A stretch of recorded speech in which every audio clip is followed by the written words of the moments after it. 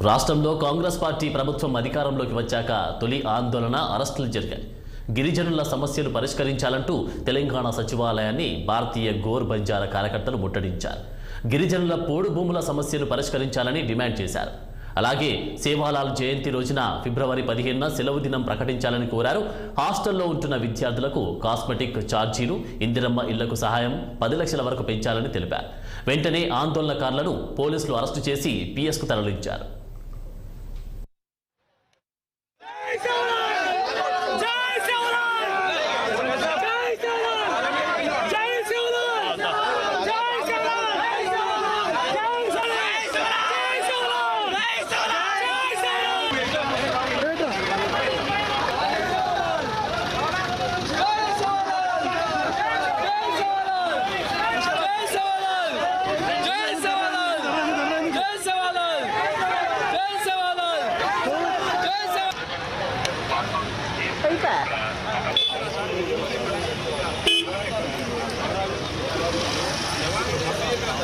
Hey.